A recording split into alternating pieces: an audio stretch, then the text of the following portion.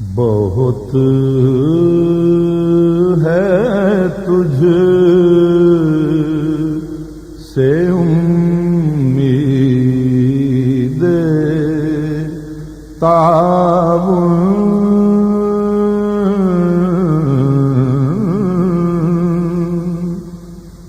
بہت ہے تجھ سے امید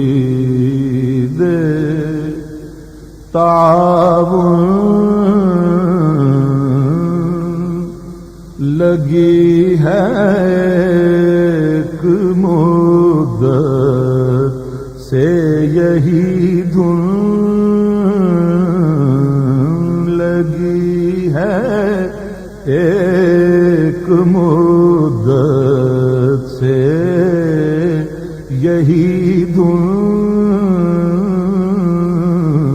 خدا را میری عرض مدعا سن،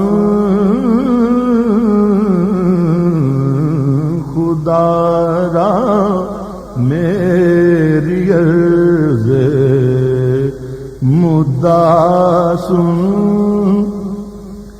نسیمہ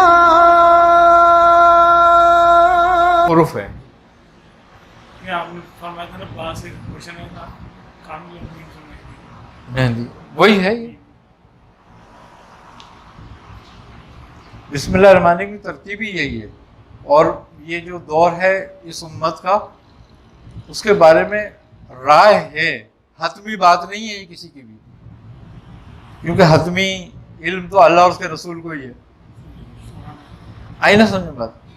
تو وہ یہ ہے کہ بسم اللہ الرحمن الرحیم کی با سے شروع ہوا ہے قرون اور میم پہ ختم ہوگا. اچھا میاں ویسے وہ ایسے شادی سے بھی استدعا کر رہا کہ اس امت میں وہ ڈیڑھ دن ہے، تو یہ 1000 سال کا ایک دن ہے، تو ابھی 15ویں صدی آ گئی، کہہ رہا ہے کہ 6 دن تو ہو گیا. بالکل صحیح ہے. 40. ہاں بالکل صحیح بات ہے یہ کہ 1.5 دن ہے.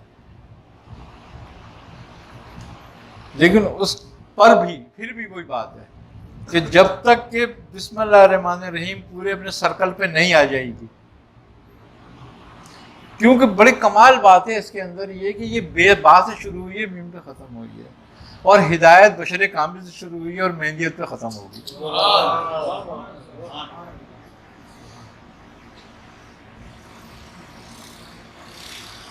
اب بیچ میں ادوار چلتے رہیں گے اور لوگوں کو گمان ہوتا رہے گا. آپ دیکھو نا صحابہ کرام کی اگر باتیں آپ دیکھو پڑھو تو وہ کہتے ہیں جیسے قیامت ابھی آ جانے والی ہے بس. ابن سیاد نام کا ایک شخص بھی تھا، اس پہ بھی بزرگوں کا تھا، صحابہ کے نام تک کا وہ تھا کہ ہو سکتا ہے یہ دجال ہو. وہ ایک بچہ پیدا ہوا تھا جس کو حضرت عمر قتل کرنے جا رہے تھے. تو یہ ہے بات. لیکن اب یہ کہ خیال ہیں ٹھیک ہے، سب کے اپنے اپنے ہیں، اور ہر آدمی کو حق ہے کہ وہ اپنا استدراج کرتا رہے، اپنا وقت نکالتا رہے، ستارے دیکھتا رہے کہ مہندیت کا ستارہ کب چمکتا ہے. امام مہدی تو آئیں گے ہر وقت میں کوئی نہ کوئی حادی تو ہوتے ہی. ارے تمہارا حادث تمہارے اندر ہی بیٹھا ہوا ہے، اگر پہچان لو تو نہیں تو کچھ بھی نہیں ہے. ہدایت باہر نہیں ہے، ہدایت تو اندر ہی، اور مہندی بھی اندر ہے.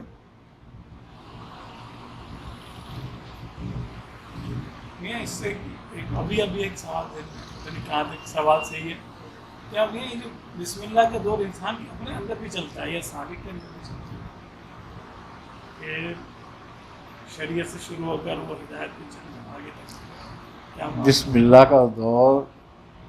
اچھا ایک بڑے مزے کی بات یہی ہے کہ تمہیں جو سب سے پہلا سبق دیا گیا ہے وہ یہی ہے کہ شروع کر اللہ کے نام سے. اب یہ شروع کر اللہ کے نام سے تو یہ کلیہ ہو گیا. اب کائنات کی ہر چیز با سے شروع ہو کے میم پہ ختم ہو جائے گی. ہاں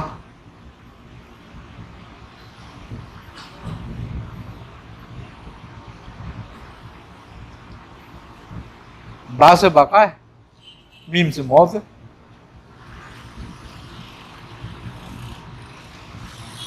باقی اور ممیت کے درمیان سارا معاملہ ہے. اس کا نام بم رکھتے بنتا ہے اور پھر مٹا دیتا ہے.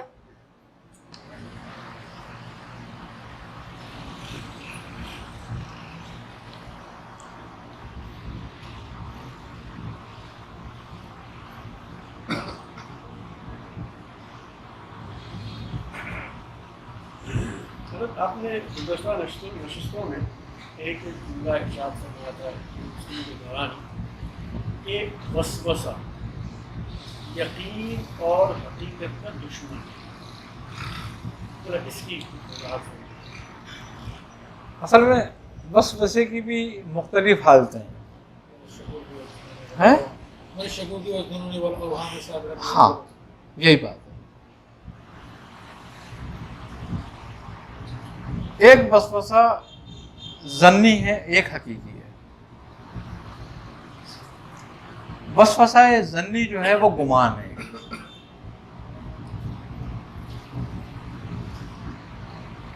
یہ یہاں سے شروع ہوتا ہے گمان سے. اب یہ گمان سے بڑھتا ہے تو مطالعے پر آتا ہے.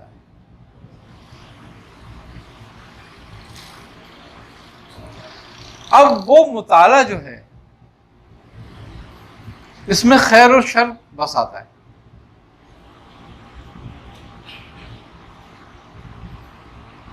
اور وہ خیر و شر بستا ہے جب اس کے اندر, تو پھر وہ وسوسہ جو ہے اگر خیر کی طرف گیا تو یقین میں ڈھل جائے, تو یقین خیر ہو جائے.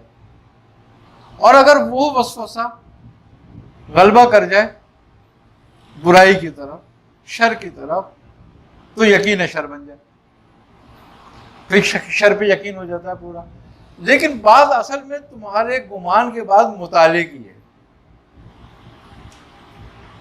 کہ جب تمہیں کسی چیز پر گمان ہوتا ہے تو پھر تم اس کا جب مطالعہ کرتے ہو, جو اس کا مشاہدہ کرتے ہو, وہ کس نظر سے کرتے ہو, کس زاویے سے کرتے ہو.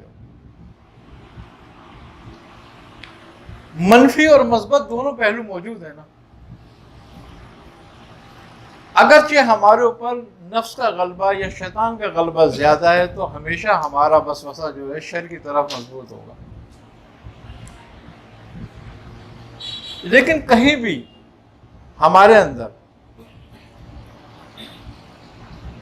اگر رسول اور خدا موجود ہے اور ہم تھوڑی بھی اس طرف گمان کرتے ہیں اور توجہ کرتے ہیں تو ہمارا یقین خیر کی طرف بڑھ جائے گا, وسوسہ خیر کی طرف جائے گا. یہ ہمارے بیسیکلی گمان پر ہے اور پھر ہمارے مشاہدے پر یعنی کہ مطالعے پر. بندہ فیصلہ خود کرتا ہے نا اندر سے اپنے کہ مجھے یہ نہیں یہ کرنا ہے. اب جیسے کہ مثال کے طور پر جماعت کھڑی ہو رہی ہے, اب میں کہوں یار میں وہاں تک پہنچوں گا تو جماعت تو ہو جائے گی, چلو میں گھر میں پڑھ لوں, چھوڑو کوئی کام کر لوں اپنا. تم نے اپنے ایک اندازہ لگایا, اپنے ایک مشاہدہ کیا, تو اس مشاہدے نے تمہیں جماعت سے روک دیا جانے سے. لیکن اگر تمہیں یہ کہ اتنی دیر جماعت ہوگی, اتنی دیر میں پہنچ جاؤں گا, میں آخر رکعت میں بھی شامل ہو جاؤں تو جماعت مل جائے گی, چلو بس. یہ تم نے خود اندازہ گمان کرا اور تم پہنچ گئے وہاں تک. تو اپنی اصل یہ تمہارا وسوسہ جو ہے نا تمہاری اندر کی کیفیت کو وہ ہے ترجمان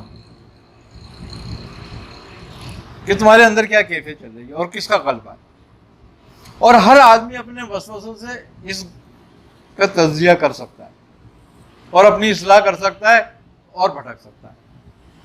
خیر کی طرف جھکاؤ ہے تو خیر کی طرف جائے گا, شر کی طرف جھکاؤ تو شر کی طرف جائے گا. یہ قلب کا معاملہ ایسے ہی اللہ تعالیٰ نے بنایا ہے. رب کی مرضی یہ نہیں کہ تو خیر کی طرف نہ جا, رب تو تمہیں خیر کی طرف لے آنا چاہتا ہے نا، لیکن اختیار تجھے اسی لیے دیا کہ رہا تو چن، لیکن میں تیرے لیے یہ چاہتا ہوں۔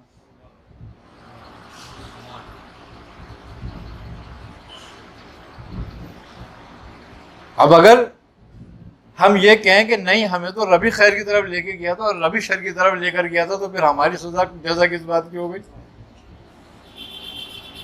اس کے علم میں یہ بات موجود ہے کہ میں خیر کی طرف جاؤں گا یا شر کی طرف جاؤں گا،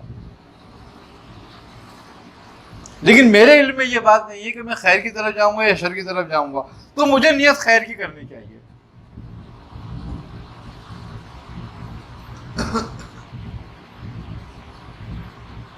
اور جب میں خیر کی نیت کرتا ہوں تو یہ تقدیر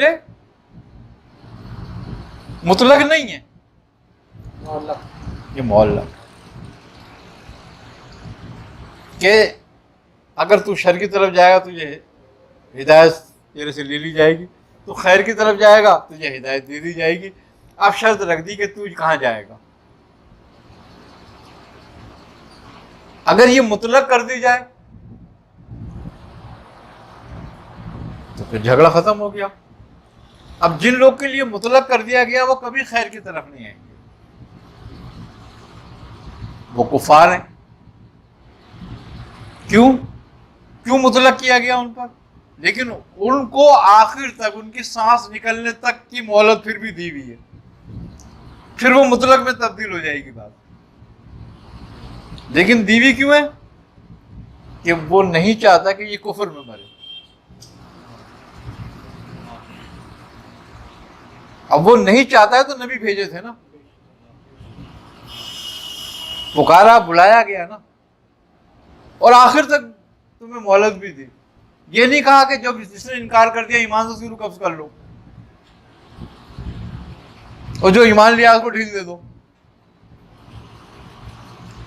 یا جو ایمان لیا اس کو مار دو تاکہ یہ ایمان پہ ہی مرے۔ نہیں، پوری مہلت دے دی دونوں کو، ایمان لانے کے بعد بھی کہ تو اس کو ترقی دیتا ہے یا ضائع کرتا ہے، اور کافر کو بھی کہ تو ایمان لاتا ہے یا نہیں لاتا، میری طرف پلٹتا ہے یا نہیں پلٹتا۔ سورۃ دہر میں اسی طرح گویا اشارہ ہے کہ انا ہدیناہ السبیل اما شاکرا و اما کفورا، راستہ نکال دیا تمہارے لیے۔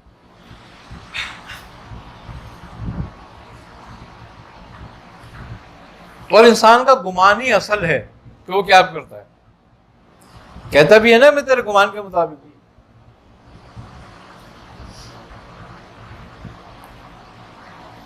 تو جیسا گمان کر۔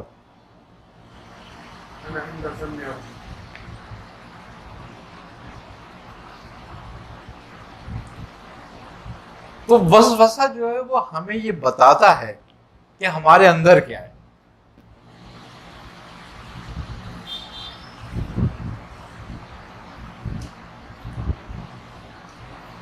میرا بندہ اپنے وسوسوں سے اپنی کیفیت کو جان سکتا ہے، بالکل جان لیتا ہے، جو برتن میں ہوگا وہی برآمد ہوگا، وہی برآمد ہوگا اس میں سے۔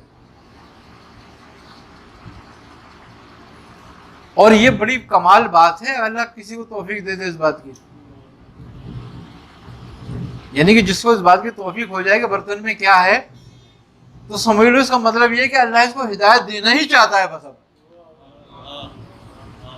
شعور بیدار ہو گیا، شعور بیدار کر دیا۔ اصل بات آگاہی تو ہے،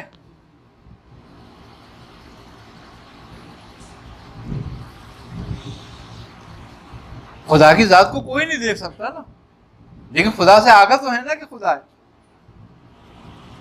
اور دیکھ بھی رہو اور خدا نظر، اس کو نظر بھی آئے سامنے خدا، اگر اس کو اور وہ نہیں پہچانتا، اس کو آگاہی نہیں ہے، تو وہ تو پھر بھی نہیں مانے گا۔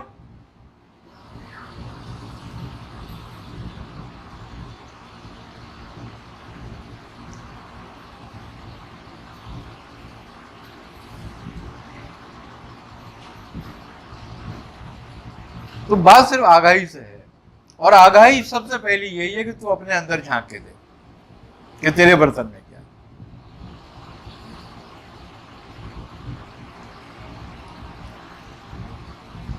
اس لیے علم لدنی جو ہوتا ہے یہ بھی مطلق نہیں ہوتا. پھر اس کی تیاری شروع کر دی. پھر وہ تقریباً میرے خیال 7 مہینے چلا. اچھا وہ یہ نہیں بولتے تھے کہ کتنے دن چلے گا, وہ تو کہتے تھے شروع میں نے کرا دیا اب ختم وہ کرائے گا. اس کی مرضی ہے ان کی اوپر والوں کی, جب بھی ختم کرائے. یہ والا 7 مہینے والا بھی جنگل میں نہیں وہ تو دھکے کھانے والا مطلب وہ دھکے کھائے اس میں تو میں نے, بس چلنا تھا اس میں تو بس. ہاں پڑھتے رہو چلتے رہو, پڑھتے رہو چلتے رہو, بیٹھنا نہیں ہے. کہنے بیٹھ گئے تو عمل بیٹھ گیا. تو وہ الگ تھا. ہاں سختیاں بہت, لیکن ایک بات اچھی تھی یہ کہ میں نے یہ دیکھا کہ وہ سختیاں کام آتی ہیں آدمی کے. میاں صاحب فرماتے تھے, کہتے تھے کہ میاں سونا جب تک آگ اور تیزاب سے نہیں گزرتا نا, سونا نہیں پرکھتا, کندن نہیں بنتا, وہ قیمتی نہیں بنتا. ہاں بس. تو وہ پرہیز, اچھا بہت زمانے پرہیز کیے. اب وہ ہمیں ایسی عادت پڑ گئی, آج اگر ہم گوشت کھائیں نا, میں 2-3 دن گوشت کھا لوں میری طبیعت خراب ہو جائے گی. ابھی بھی مجھے گوشت کھائے ہوئے تقریباً 1.5 مہینہ ہو گیا. گھر میں روز پکتا ہے, میں نہیں کھاتا. کیوں کہ میں نے کہا نہیں کھاؤں گا میں صحیح رہوں گا, اور اگر کوئی بیماری کرنی ہے تو پھر گوشت کھاؤں. پھر بڑا مسئلہ ہو جاتا ہے. پھر میں نے کہا چھوڑ دو گوشت ووشت, اب وہ کبھی کھاؤ تو کھاؤ, نہیں تو نہیں کھاؤ. تو وہ اس لیے پھر میں کھاتا ہی نہیں ہوں, طبیعت ہی نہیں کرتی. یہ گوشت کے حوالے سے ہی ارشاد فرمائیے کہ جیسے گوشت کھانا منع ہے تو کیا اس کے شوربے کو مطلب استعمال نہیں, گوشت کھانا منع نہیں ہے. نہیں اگر پرہیز ہے جیسے جوالی ہے یا جراری ہے پھر شوربہ بھی نہیں ہے. شوربہ بھی نہیں بالکل نہیں ہے. ویسے پرہیز نہیں ہوتا اس میں, کوئی پرہیز نہیں ہے. تم قوت برداشت کے مطابق جتنا چاہو کھاؤ, وہ ایک الگ بات ہے. اب پرہیز نہیں ہے, میرا بھی کوئی پرہیز نہیں ہے ویسے تو, لیکن یہ کہ اب کھانے کی طبیعت نہیں کرتی. اب وہ ایک جیسے نہیں کرتا. ہاں اتنا مطلب جو ہے وہ بس. اب وہ 1 روٹی دن میں 1 روٹی رات میں, وہی عادت پڑ گئی. اچھا حضرت ایک اور عرض کہ جیسے آپ نے فرمایا کہ بعض چلوں میں یا بعض عملیات کے اندر ویرانہ تلاش کیا جاتا ہے. تو اب ہم مطلب جس ماحول میں رہتے ہیں, شہری ماحول میں رہتے ہیں, شہر میں زندگی گزارتے ہیں, ان چیزوں کے عادی نہیں ہوتے. ہمارے یہاں تو لائٹ چلی جائے تو ایک خوف کسی کیفیت آ جاتی ہے. ایسی صورت میں ہم سلوک کے راستے پر قدم رکھتے ہیں اور ہم کسی ایسے چلے کی طرف, ہمارا مرشد ہمارا رہبر ہمیں مقرر کرتا ہے کہ آپ نے ویرانے میں جانا ہے. تو اب ہم لوگوں کی طبیعت, ہمارے مزاج ان ماحول کے عادی نہیں ہوتے, اس کے لیے پھر وہ کیا رہنمائی ہوگی؟ دیکھو بات یہ ہے کہ اس قسم کی سختیوں کو تو لوگ کم عادی ہوتے ہیں, لیکن مسئلہ یہ ہوتا ہے کہ اپنے آپ کو تھوڑا تھوڑا ڈھالنا پڑتا ہے اس میں, آہستہ آہستہ. اب دیکھیں ایک بات ہے, ایک آدمی جون جولائی کی گرمیوں میں بیٹھ کے لوہار کا کام کر رہا ہے, بھٹی پہ بیٹھا ہوا ہے وہ. ایک آدمی تندور پہ بیٹھا, تندور میں روٹیاں لگا رہا ہے, اور ایک آدمی اے سی میں بیٹھا, اس کو پھر بھی گرمی لگ رہی ہے. تو وہ آپ اپنے آپ کو جیسا ڈھالتے جاؤ گے ویسے ڈھل جاؤ گے. اس قسم کے وظائف طلب تو نہیں کیے جاتے؟ نہیں, یہ طلب نہیں کیے جا سکتے. کیوں؟ طلب تو وہ کرے جسے معلوم ہو کچھ. کسی وظائف کی حقیقت کو تھوڑی ہر آدمی جانتا ہے. تو وہ تو پھر ایک ترتیب وار درجہ بدرجہ بڑھائے جاتے ہیں. اچھا اب دوسری بات یہ بھی ہے, ایک بات اور بھی ہے کہ ہر آدمی کو ایک جیسا نہیں دیا جاتا, یہ بھی بات ہے. اب پیر بھی دیکھتے ہیں پاگل کون ہے, عقل مند کون ہے. تو عقل مند کو عقل جیسا اور پاگلوں کو پاگلوں جیسا وظیفہ بتاتے ہیں کہ چلو بھائی جاؤ کرو. ہاں سیدھی بات ہے. تو پھر لگ جاؤ اپنے پاگل پن پہ.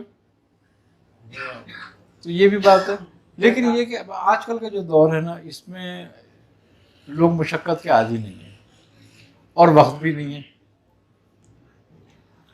تو پھر جس طرح زمانے کے ساتھ تبدیلیاں آتی ہیں، ہر چیز میں آتی ہے تبدیلی، تو لہٰذا اس راستے پہ بھی تبدیلی آ گئی. تو وہ کام گھر میں بیٹھ کر جو تم باہر کرنا چاہو وہ گھر میں بیٹھ کے بھی ہو سکتا ہے. دیکھو ویرانہ جگہ کا نہیں ہوتا، دل کا ہوتا ہے.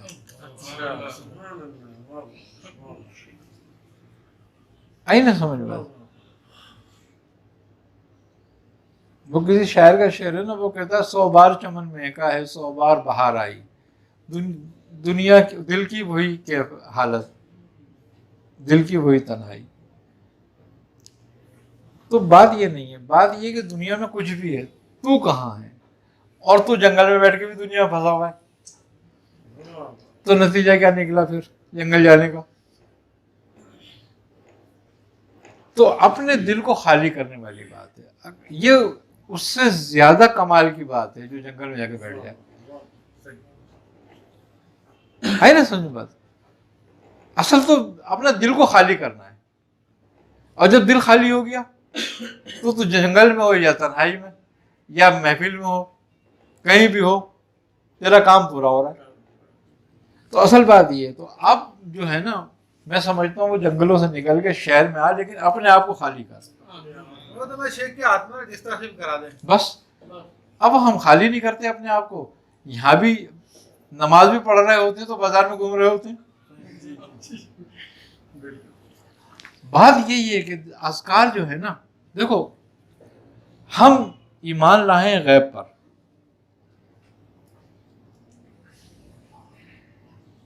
ظاہر کچھ ہم نے نہیں دیکھا، حکم بھی یہی ہے ایمان لاؤ غیب پر، اور ڈرتے رہو اس سے، اور نماز قائم کرو، اور جو کچھ خدا نے تمہیں دیا اس میں سے خرچ کرو.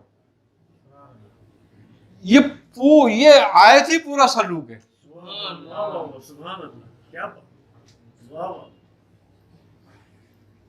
یعنی پہلے کسی بات پہ شک نہیں رکھنا، بس اور اس راہ پہ چلتے رہو، راہ پہ چلتے رہو، اپنے خدا سے ڈرتے رہو، ایمان غیب پہ لاؤ، نماز قائم کرو، تمہارے کو جو رزق دیا اس میں سے خرچ کرتے رہو.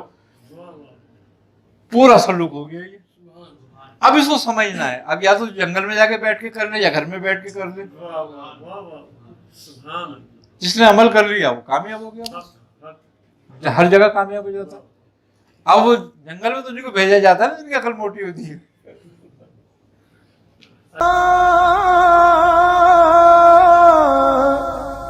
جانب